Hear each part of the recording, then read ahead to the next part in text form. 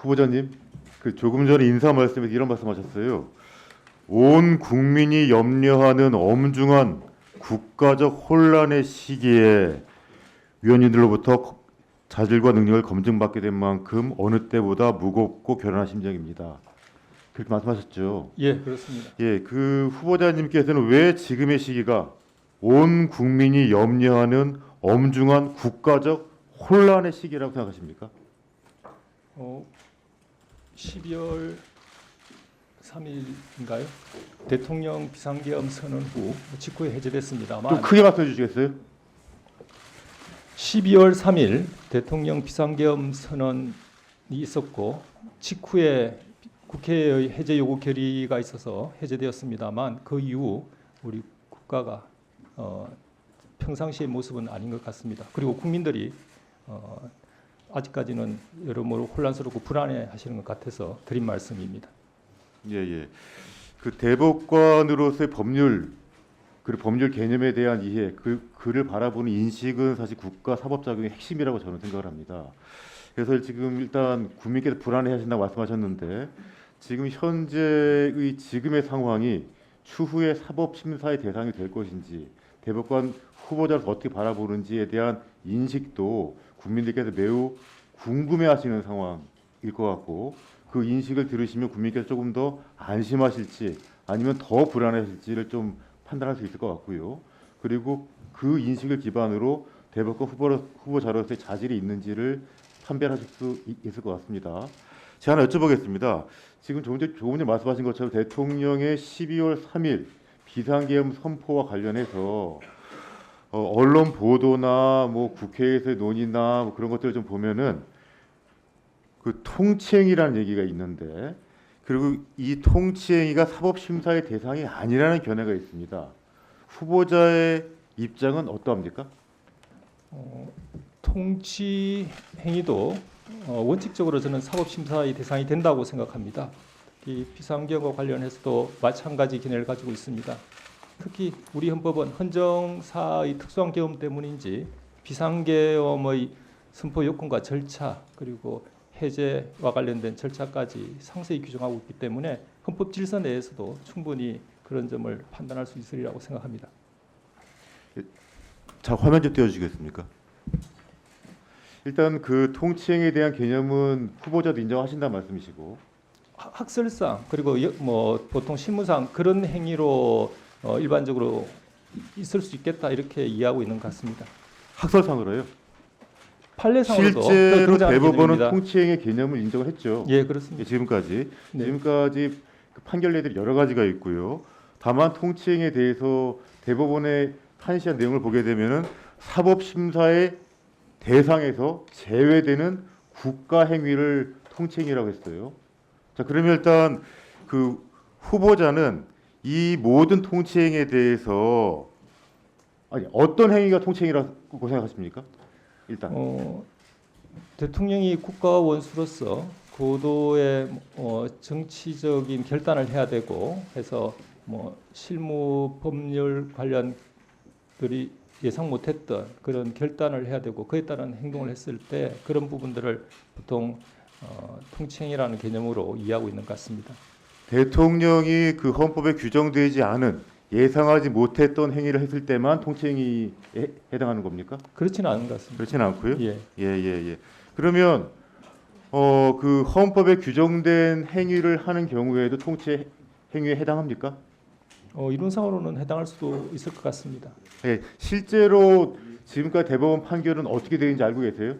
근데 통치행위의 개념을 기본적으로 아니, 헌법에 규정된 대통령의 행위가 여러 가지가 있는데 그 행위 중에서 대법원이 지금까지 판결례로 통치 행위라고 언급한 것들이 몇 개 있습니다, 사실은요. 몇 개인지 혹시 구체적으로 알고 계시는가요? 비상계엄 선포 또는 뭐 학대 그런 쪽 분야는 뭐 유명한 사건들이 있어서 판례가 기본적으로 통치행위일 수는 있다 이런 뭐 이론을 전개한 것으로 알고 있습니다. 제가 다시 질문 드릴게요.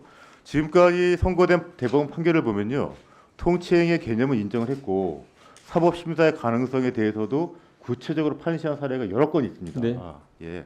그럼 이 판결 내에 따라서 사법심사의 대상이 되는 통치행위가 있을 것이고 사법심사의 대상이 되지 않는 통치행위가 있을 텐데 그 한번 국민들께 한번 설명 한번 해주십시오.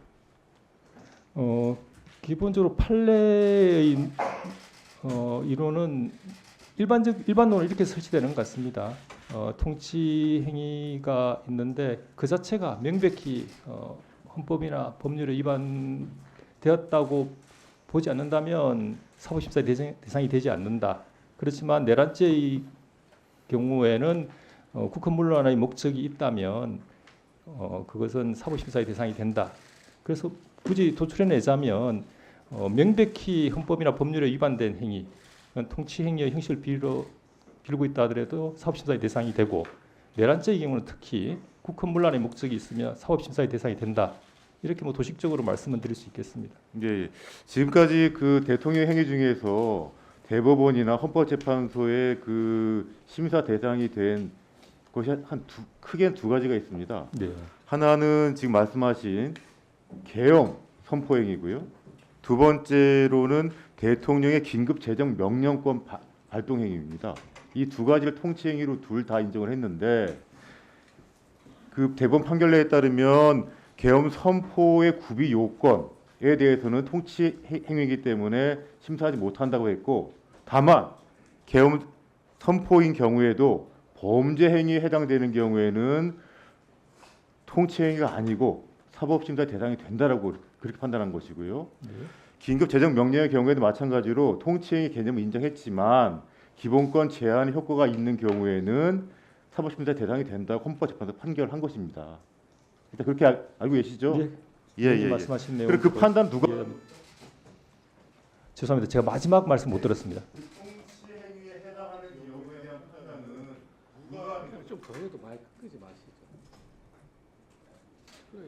결국 사법 심사의 대상이 되는지 여부를 판단하는 법원에서 최종적으로 해야 되는 게 아닌가 생각이 됩니다. 초과되는 시간 최종적인 판단은 대한민국 법제에서는 당연히 사법부하는 것이죠. 네, 그렇습니다. 통치 행위 여부에 대한 판단으로 사법부하는 것인데 후보자께서 보시기에는 근데 약간 이제 어느 정도 더 나을 수가 통치 없으니까 행위의 개념을 초과되는 시간 때 지금과 같이 그 인정을 하거나 인정을 하지 않는 방향이 될 텐데 어떤 인정을 해주십니까? 제가 그 말씀에 대해서 구체적인 답변을 드릴 수 없다는 점은 양해해 주시리라 믿습니다. 다만 지금 한참 말씀한 내용 관련해서 수사가 진행 중이고 아니요, 저는 그냥 일반적인 관념 물어보는 겁니다. 지금까지 제가 세부적인 내용을 한 번도 여쭤보지 않았습니다. 지금까지 법관으로 보시기에 네, 그 법적 개념으로서의 통치행위에 대한 관념을 네, 사법부가 최종적으로 심사를 하실 텐데 네.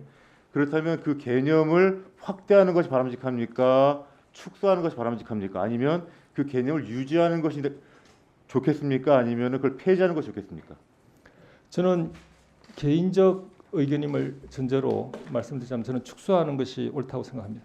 그러니까 사법 적극주의를 옹호하시는 건가요? 사법 적극주의라기보다는 통치행위 개념 자체는 우리 사회가 민주적으로 성숙하고 안정된다면 그 인정될 범위는 좁아져야 되고 우리 법이 헌법과 법률에 따라서 엄중하게 판단하고 선언돼야 될 부분이라고 생각합니다.